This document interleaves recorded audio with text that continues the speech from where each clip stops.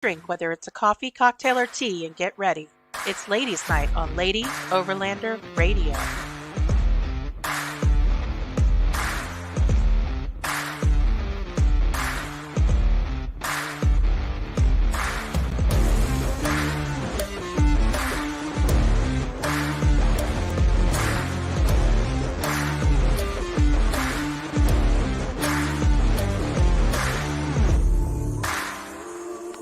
The Lady Overlander Radio podcast is sponsored by Frontrunner Outfitters, Midland Radio, Go Treads, Sport Keg, CB Adventure Supply, Adventure Trail Outfitters, Overland Spices, and the More Expo.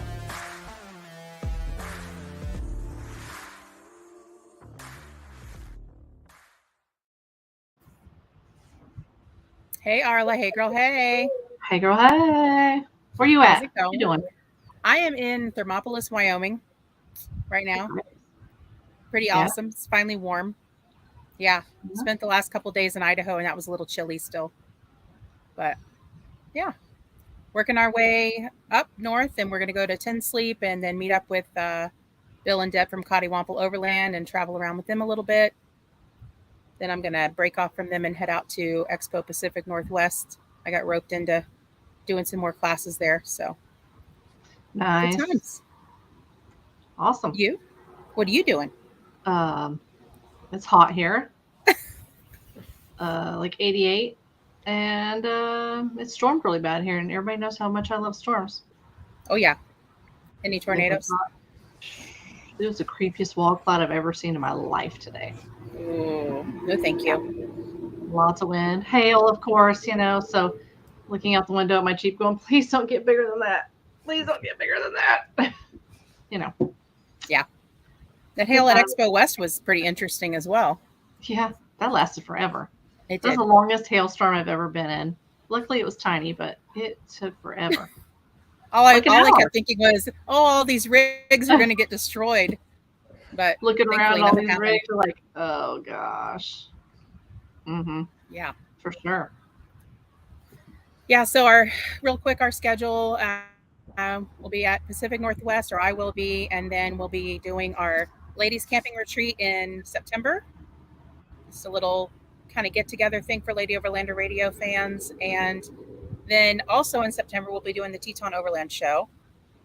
And then we'll have our normal stuff, Big Iron, Overland Rally, and Rendezvous in the Ozarks, that kind of fun stuff. So come say hi to us at any of those events. We'll also try to be doing a few Tread Lightly cleanups if we can get coordinated with that. So you can come say hi to us there. We did one out in Cinder Hills right before Expo West, which was pretty awesome. It was pretty good turnout there. So if you find any events in your local area, be sure to go out and help clean up because it's desperately needed. I can tell you that.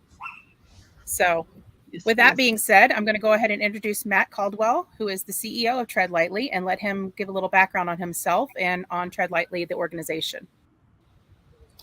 Thanks so much for having me. I appreciate you guys having us on, and excited to be able to share a little bit more about Tread Lightly and what we've got going all over the country. So, just real quick about Tread Lightly. A lot of people don't know Tread Lightly was actually started by the Forest Service.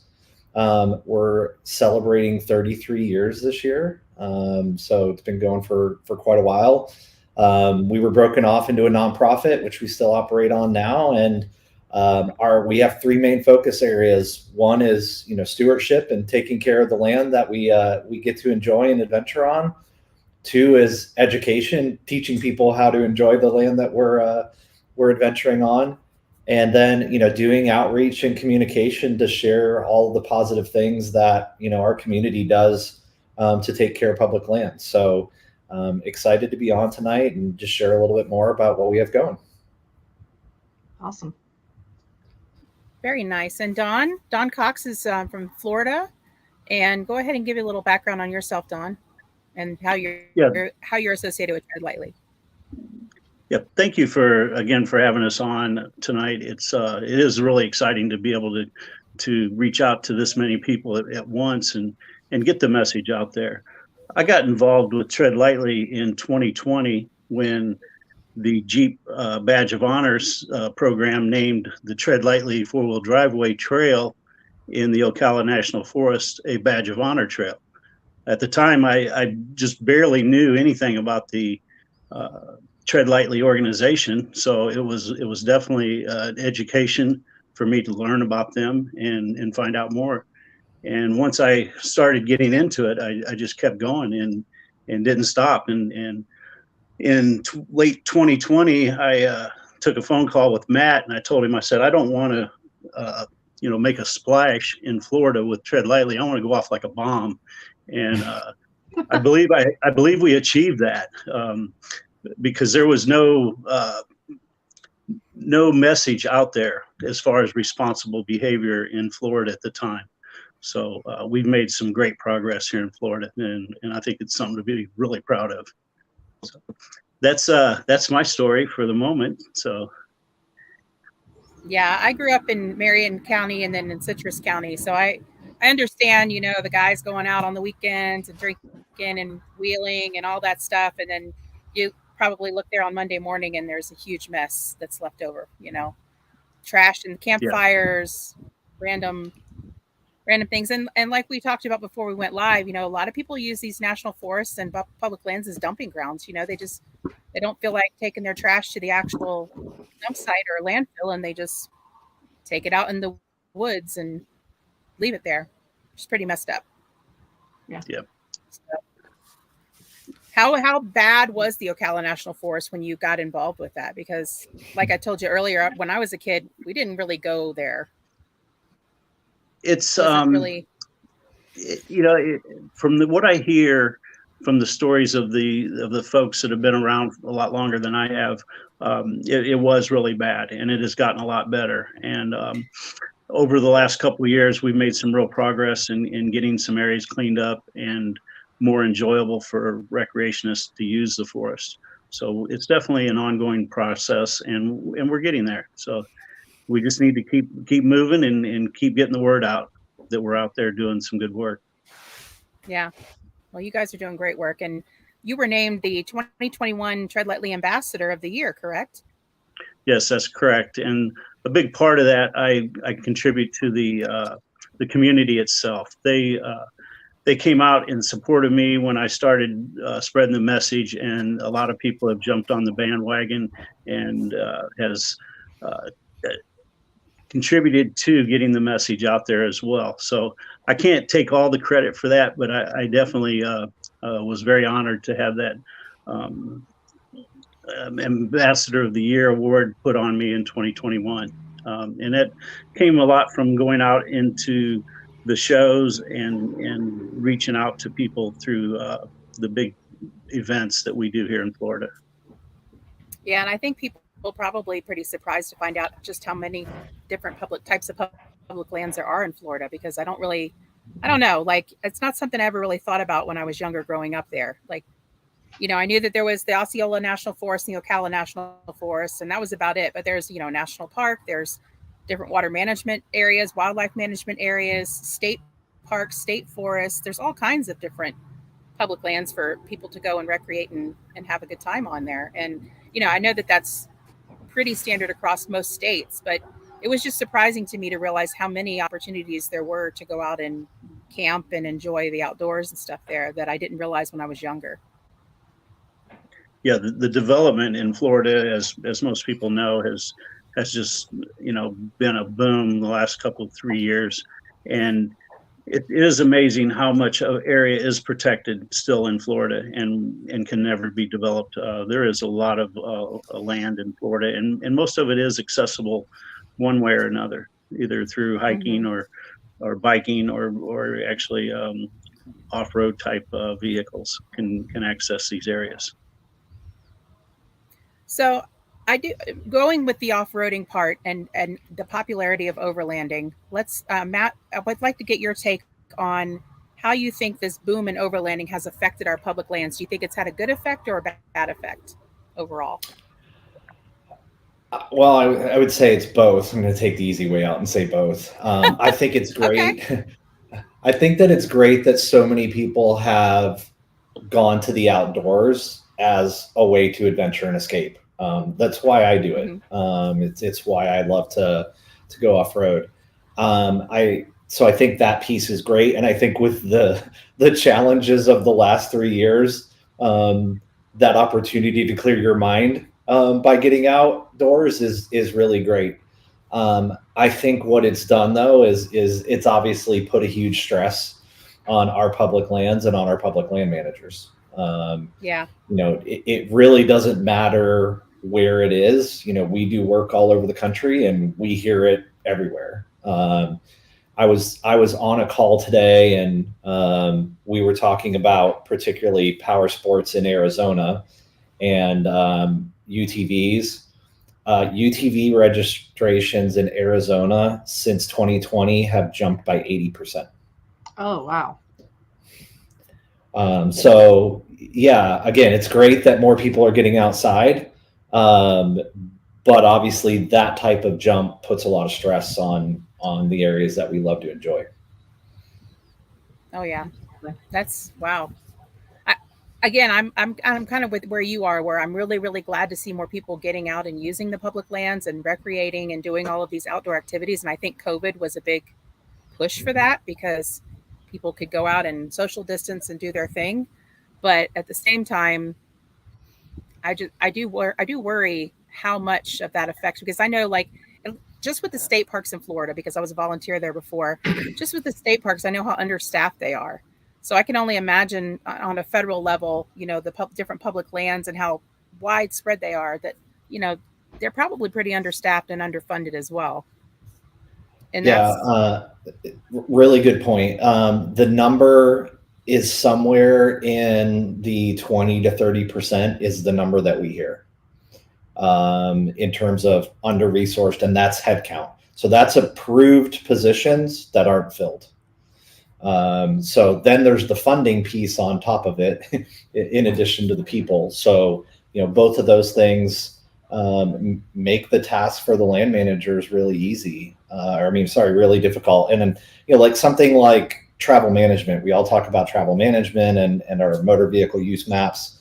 Those weren't designed to see an 80% increase. No. So, there's a lot of things that have had to happen on the fly, and sometimes those aren't necessarily favorable for us if we're hoping to have access. But really important. I think that is a key role that Tread Lightly plays, is to step in and be that resource and fill that gap. Where our land managers know that they're under-resourced. Yeah, absolutely. So in what ways specifically is Tread Lightly able to help those different forests and public lands? Yeah, great question. So, I think a lot of people know Tread Lightly, like you said, is, cleanup efforts, and those are awesome and they're great and they're much needed for all of the reasons that you said. What we found is there's kind of that next level need, which is right now not really being serviced by many people. There's a lot of groups that organize a cleanup. A club might organize a cleanup. We've got, several groups specifically out here in the West that's what they do and they focus on. And we support those groups a lot of time. We provide them with funding. We get dumpsters delivered for them so that they can fill those. But that next level work, stuff like fencing work, remediation work, signage work, that's been a gap. And it's really where in the last 2 years, we've kind of stepped up and stepped into that role. We've probably placed, I'm guessing here, 15 to 20 kiosks in multiple states this year. And we've probably got another 30 to 40 to place this year. So for us, that's obviously stewardship work. It's visible, tangible work that people can see, like, hey, somebody's out here making a difference. But there's also a really strong educational component that comes with all those kiosks of, how do we act when we're out on public land? So for us, that's really important to tell that story of, hey, this is how we be responsible through the education piece. But there's also this method to give back and do your part to also give back to the lands that have given so much to us. Yeah, I'm going to play a little bit of devil's advocate here, maybe. Do you think it's more of a lack of education or a lack of caring? Or do you think it's a little bit of both? I think it's both. And I think I sit in meetings all the time, and we do this and point fingers at where the issue is. It could be everything from our dealer base that have been super busy the last 2 years, and they just want somebody to sign a dotted line and you toss them the key. To people that never grew up in the outdoors or venturing outside, they've been forced to because of the last 2 or 3 years. And I think in a lot of cases, people don't know. I use the example a lot. I have a really trusted, person within the land management agencies in Moab. Mhm. And I asked him one day, I said, so what is it? Like, who's the issue, or what's the issue? And I had an idea, I'm like, I think he's going to go down this route. And he said, Matt, if I'm honest with you, it's 1% of everybody. And he said, I'm not just talking about motorized recreation. I'm talking about every form of recreation, from mountain bikes to climbers to overlanders to power sports people. There's a portion of every group that causes the impacts that we see. So in some cases, we've got to lead by example, and just share that information with them that they might not know. And in other cases, we've got to really almost come alongside them and say, like, hey, do you even understand, like, something as simple as driving off trail, driving around obstacles? Yeah.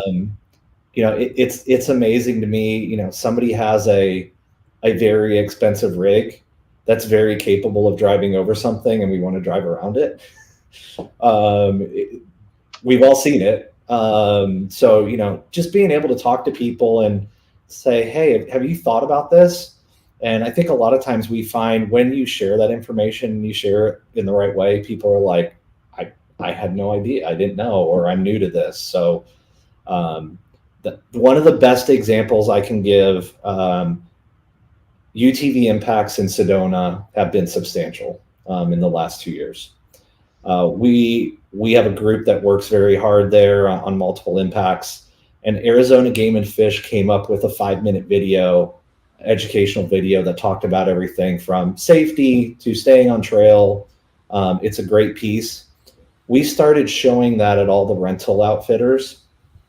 Since we started showing that, we've had anywhere from a 50 to 75% reduction in incidents with UTV rental. Really? That's pretty impressive.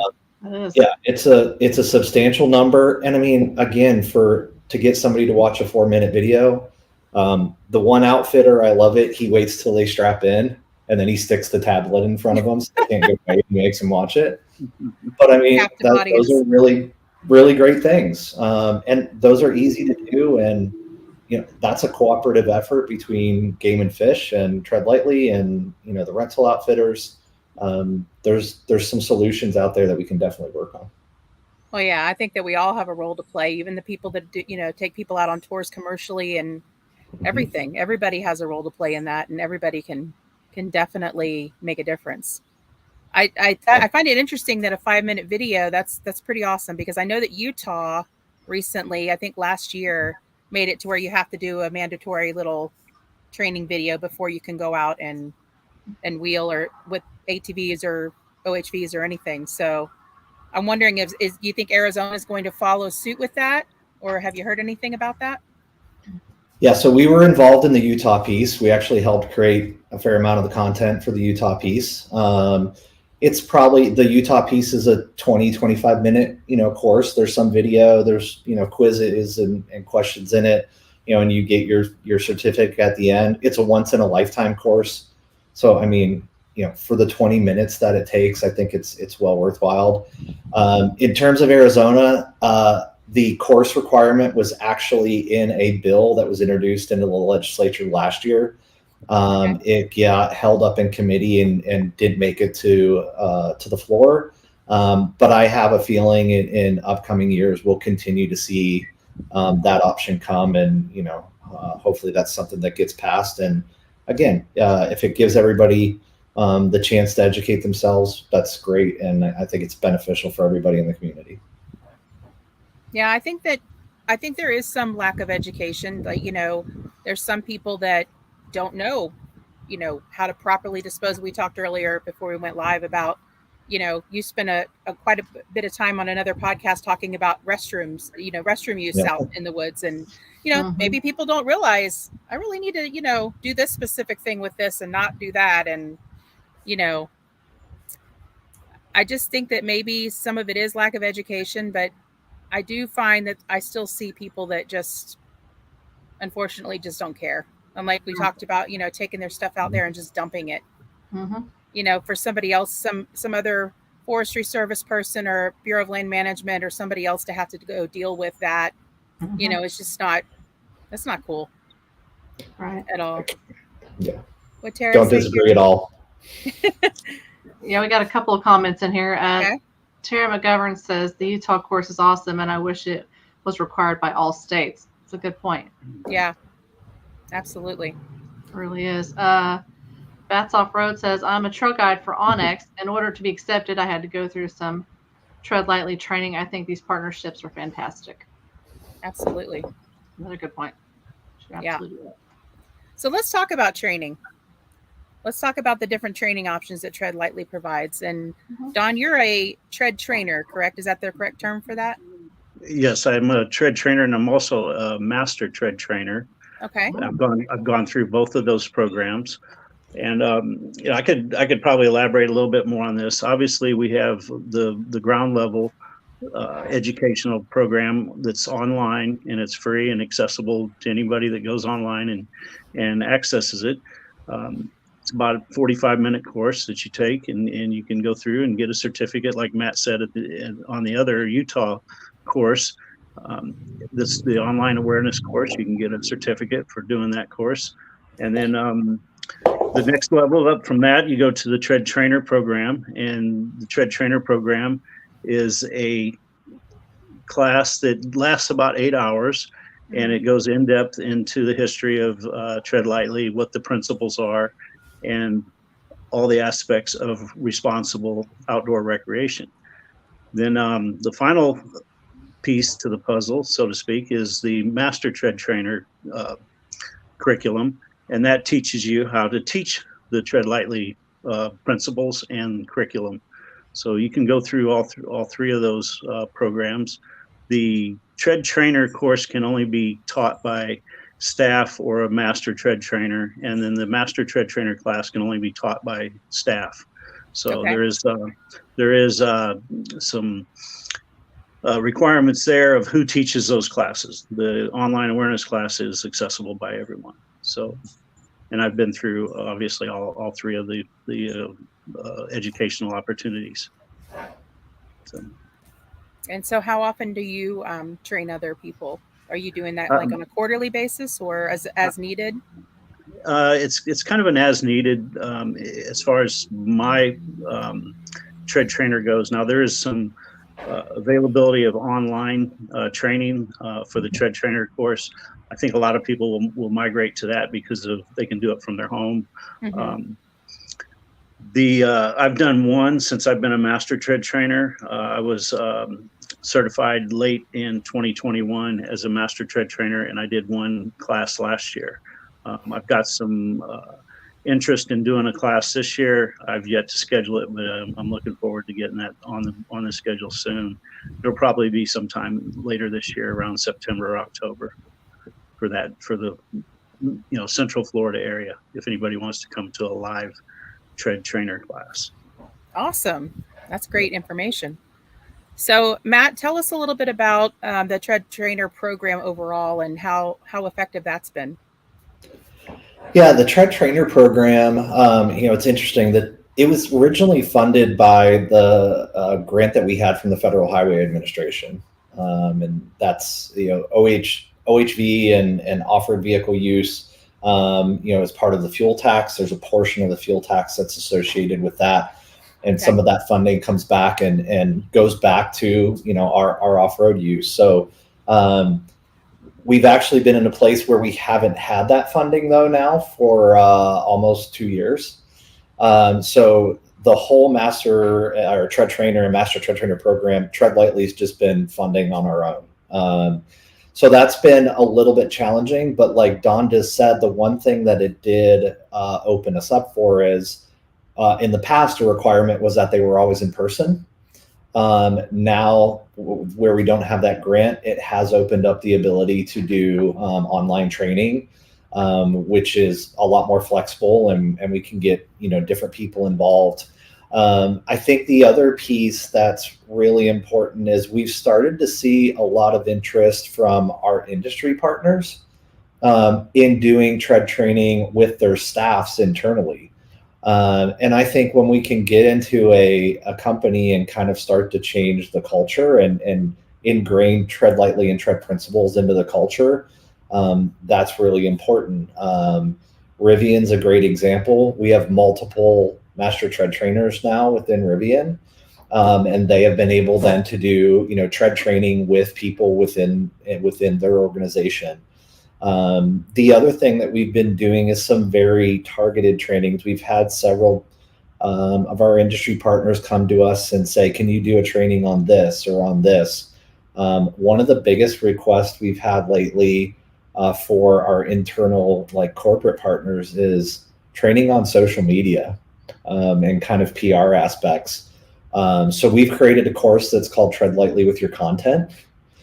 And we actually will go back into the social media channels for that partner and start to identify, hey, here's some things that are potential issues, maybe a PR issue or something that might end up getting called out.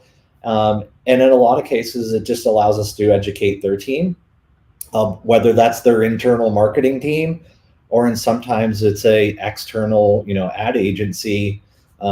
We've been able to be in front of those. We have one corporate partner where we've probably trained close to 75 people on their marketing team. So I think all of this is, again, it's really important. The tread principles are, they're not rocket science, but they make sense. I've had somebody ask me recently, are you going to do the tread principles because of the change to EV? Well, no, that's the great thing about them. They all still work. It doesn't really matter what vehicle you're in. I think, all of this is, the training piece is important. Don's one that's doing, we've got some other tread trainers that are doing trainings across the country. We have multiple organizations that are plugging it into things that they are doing. Danielle from our team, she tries to do a tread trainer, a master tread trainer about once a quarter. Mm-hmm. And we kind of keep a list going of what are requests and how are those building up. And then, we try to get a course knocked out. Yeah. And I know we talked at Expo West about doing a Lady of Orlando Radio's ladies tread trainer mm-hmm. course that we're working on. So we'll put out more information about that once we have that kind of solidified. So if any ladies out there would like to sign up for that, we can all kind of take it together as a group, which I think would be really neat. So I'm looking forward to that. Yeah. Speaking of ladies, April Upton is on here and she says, thanks for talking about training. She just taught an off-road 101 course last week and included the tread principles from your website. April, did you do that in the Ozark National Forest or where did you go? That's pretty awesome. That's great. Yeah, and you also have a job opening currently, correct? Director of Communications or something like that? Mm-hmm. Yeah, we actually, we had two. We just filled the one. We brought in a second program manager into Arizona. Okay. That's been really great. We've continued to try to grow what's going on here in Arizona. But yeah, we're to a place, a lot of people don't know, in the last 2.5 years, we've doubled our team. When I started in October of 2020, I was full-time employee number 8, and we're working on number 15 right now. So the last 2.5 years have been really great. But yeah, we're looking for a director of marketing and communications to kind of lead our marketing and communications efforts. I would say probably one of the biggest learnings for me in the last 2.5 years is our work doesn't end when we finish a project. There's way too many people in the public, whether they're part of our community or not, that don't know about the positive work that the community's doing. And we really need to continue to tell the story whether it's Tread Lightly or it's other groups, it could be individual clubs, or it could be individuals like Don that just seriously, Don called me and said, I'm going to make a really big splash in Florida. So we need this person to come on board and really start to drive our strategy of how do we get as many people as possible aware of what we're doing. I look at a lot of the other big nonprofits in the United States that we all know about. We know about them because they're constantly talked about and constantly communicated about. I don't expect to be one of those big ones like Red Cross or United Way tomorrow, but we've got to start working our way towards that and make sure more people know about the positive work that's being done. Yeah, and I think that having the appropriate staff in place is definitely a big key factor for that. So that's pretty great that you're able to expand and bring on more full-time staff. I personally am very looking forward to having that person on board to take some things. I bet you are. So let's talk about the Cinder Hills OHV cleanup. We participated in that, and we did a little bit of trash cleanup like you talked about, but we also did, some people did signage. I know they took down a lot of signs and changed out some signs there. They also did something else, which I found interesting, which was we had to go along the fence line and remove all of the tumbleweeds. And I never really thought about that. What a large, fire issue that is when those tumbleweeds get caught on fencing. And, that was pretty interesting to me. But you had, how many people did you end up having there at that cleanup?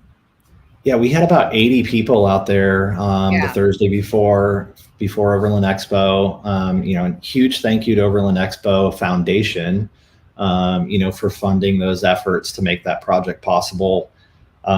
We really had a plan last year to do a project in conjunction with Expo West last year. And then, to your point you just made, we had 2 substantial wildfires in the Cinder Hills area. Yeah. We actually had to cancel the project twice, and we weren't able to get that project in until November of last year. And interestingly enough, with the project in November, one of the things that we did was we replaced almost 500 feet of worm fencing.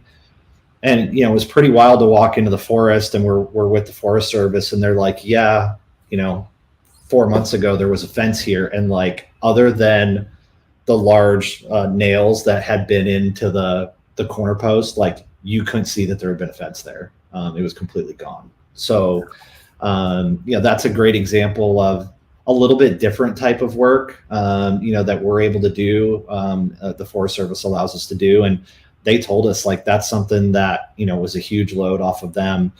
The person that we work with at the Forest Service, when we met with him at Cinder Hills last September, he told me after the event that you were at, his name's Matt as well. He's like, Matt, when you and Michelle showed up at last September, he's like, these guys are too good to be true. This can't be real. Because we told him we wanted to get 2 kiosks placed for him that they didn't have the funding for. So we actually went and wrote a grant to the Yamaha Outdoor Access Initiative, got the funding for those. Then at the project that you were at, we actually installed the 2 new kiosks, replaced signage on those and another kiosk. We picked up almost a ton of trash out of Cinder Hills. And then again, like you said, the tumbleweeds, you don't think about it until you think about that area. I drove through that area twice last year when it was on fire. And that's a pretty substantial danger. And that was actually a request that was made by the neighbors. There's a neighborhood right next to Cinder Hills, which is that's a whole nother story. The project in November, I had a lady that had called me earlier last year, and she said, hey, I hear about the work that you guys are doing in Sedona. Do you ever think you're going to make it up to Cinder Hills? And I said, well, actually, we've tried twice. The fire has caused some issues, but we plan to be up there. This lady is just a neighbor. She's not part of the off-road community at all. She came to the event. She brought 4 of her neighbors with her. They chipped in and joined us for the event in November. And she came to me after the event, and she said, thank you so much for coming and for organizing this. it's been really great. We never knew that anybody cared in the community. So huge impact on her. She was actually traveling this time and wasn't able to come. But she's been in communication with us, and she's like, I hope we can make this a regular thing, every year. But just a great, impact in the community. It was great to have, a couple of our other partners there that are close, and have their businesses in that community. We had another partner there. We actually had one of our partners from Ford that was with us. And she was blown away that you guys got 80 people out here. Some people should have been setting up their booths. Some people could have been hanging out with friends that they hadn't seen in a while. And you've got people out here, giving back to public lands. So really awesome experience on a ton of different levels. Yeah, you had Casey Highlights was out there. Was it Canyon Coolers or Canyon Coolers? Yep. Yeah. So yeah, the head of KC was there, and that was fantastic, seeing everybody come together, and they gave out little swag bags for everybody, which was really nice. I got one of those nice wet retro hats. I'm loving that thing. But yeah, it was pretty awesome. I was really happy to see the turnout, and it made me want to look up more opportunities to go out and do more, because I feel like when you see that other people care, sometimes it prompts you to care a little more, like every time we go camping, we leave with an extra bag or two of trash from the campsite, but it's nice to see groups of people come together like that and really make a big impact in an area. Completely agree. And so there's 3 more opportunities. There'll be a project in conjunction with the 3 remaining expos. Mm-hmm. We're working on details for those. It sounds like the Pacific Northwest one will probably be the Monday after the show. Okay. And then, we're working on an opportunity for Colorado and for Virginia.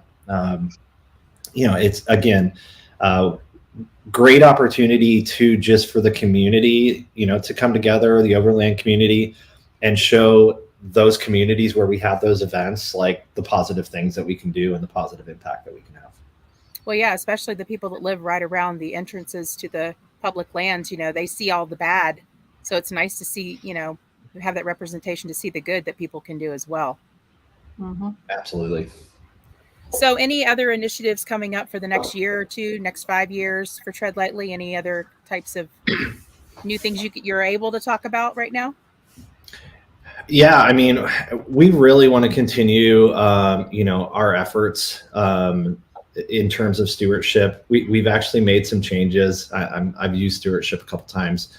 We're trying to talk more about trail restoration or trail maintenance or conservation work. It resonates a little bit better with a bigger audience. Mm-hmm. What we've seen is if people haven't maybe grown up in this world or lived in this community, you say the word stewardship to them and they're like, I don't get that. I don't know what that means. So we've changed our vernacular a little bit, but we really want to continue to expand that. We've had a program going with Quadratech now for a little over a year to do a project in every single state, which has been a pretty massive undertaking. I was actually exchanging emails today with a Jeep club in Hawaii. We're trying to get that project knocked off the list. No surprise, everybody on our team has raised their hand and said that they're willing to go to that project and support it. I'm sure. But we really want to continue to expand that. Our big thing, I think the thing that's allowed us to expand, when I came on board, all of us were in our office in Utah, which is great. And it's amazing. And Utah's great and amazing, but we really needed to be out in the field and growing relationships with land managers, seeing and identifying issues on our own, and really even starting to come up with solutions with those before we ever got the land managers involved. Mm-hmm. So we now have program managers in South Carolina, Pennsylvania, Arizona, Utah, Wyoming, Nevada, and California. Wow. So the long-term plans are to continue to make some pretty strategic placements with those program manager positions. If I remember correctly, the plan calls for 12 program managers across the country. The next stage of that is to introduce a partner for that program manager, where we'll have a program manager that's kind of the interface person with the land managers. And then we'd have a stewardship manager that works directly with that person, and they're kind of the boots on the ground person that's getting the work done and coordinating the actual project work. And those two would be a team, working over a specific area. So that's a tall order. That takes a lot to make that happen, from finding the right people and finding the funding. But that's where we're hoping to head and continue to grow the organization and grow the positive impact that we're able to have. People like Don, we've got some incredible ambassadors that make that possible too. Don was the first ambassador of the year we did. The second one we did is Ron Harrington. Ron's up in New England, in the Vermont area. He is, like Don, those guys get out and make things happen, and continuing to build that. The 120 projects that we did, approximately 120 projects that we did last year, we had 2,200 volunteers that showed up for those projects. So we couldn't do it without those people, and we hope that pool of volunteers continues to grow, and we can continue to provide opportunities for them. Wow, that's amazing. I love it. I love hearing that. So what do you think are just a few things that any everyday person can do? Just little things that people can do, little changes they can make. The D of the Tread principles is do your part. And I love what you just said. I mean, we think that there's a role that everybody can play, no matter where you live, no matter where you adventure. So one of the easiest ones that I always like to share when I get that question is, have you ever considered about taking 2 trash bags, one for yourself and one to give to somebody else that might not have one? It doesn't get a whole lot simpler than that. But we've all been on the trail and seen that person looking like, where am I going to put this? So if we have that second bag and we can share it with them, that's a huge, huge thing for me. I think, the other thing is we can usually identify the people that might be new, and, engage with them, say, hey, I love that you're out here. I know sometimes it's tough to ask questions like, what question do you have for me? And be a resource. One of the reasons I was gone from the off-road community for a few years, and I missed it because of that piece, the community and camaraderie that exists. And in my mind, we need to really focus on continuing to build that and continuing to expand that. And we do that by little things just like that, of like, hey, let me be a resource for you. Let me share something that I maybe learned the hard way, and I want to make it an easy learn for you. So those things are all simple. We talked a little bit, right now, just because of the time that we're in, we were involved with a Fire Sense campaign in Utah last week. I think what I hope we don't see is that people let their guard down because we had so much precipitation this winter. What that's going to mean is we actually have more grass. So later in the year, the fire danger is going to increase as we have the dryness of summer. So, everybody can be really smart, do their part, make sure they're extinguishing their fires appropriately, make sure they're not parking in tall grass. Look at the amount of land that we've lost because of wildfires in the last few years. We want to make sure we're doing our part to make sure we don't add to that. Yeah, I know there's a lot of fires going on in Canada right now that are affecting the United States. And do you guys have any partnerships with anyone in Canada or any other countries currently, or not yet? So great question. We actually have a really good relationship with a couple of clubs in British Columbia. They're really strong on the Tread Lightly principles and share a lot of that with their clubs. We also have a relationship with a group in the UK called the Tread Lightly Trust. And they use our content and materials pretty regularly. There's a classic example. We take for granted what we have. When I talk with John over there, I'll use the phrase, hey, we have 50,000 miles of motorized trails in Arizona. And he'll be like, Matt, we have 2,000 miles in the entire UK. So we have to protect what we have.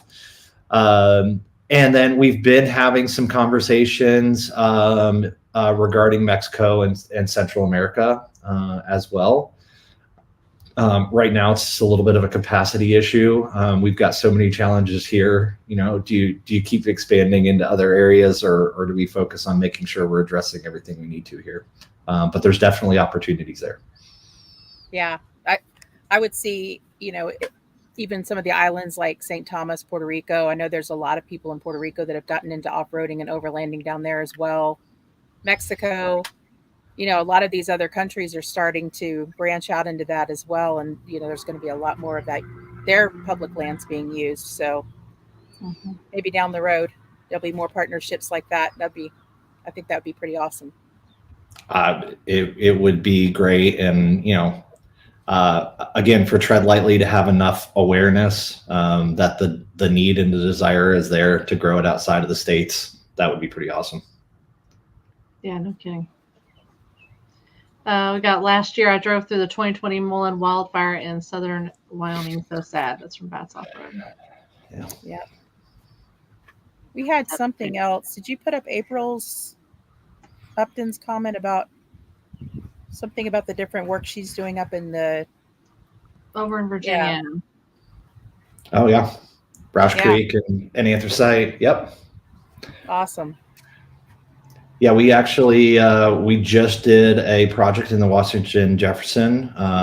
One of our program manager that's Region 9 handles Region 9 of the Forest Service, Scott Ammerman. He's Pennsylvania based, so he's been doing some work up there. I'm actually headed to Land Between the Lakes tomorrow to do a project there. We've been having some discussions with the Daniel Boone National Forest, the Allegheny in Pennsylvania.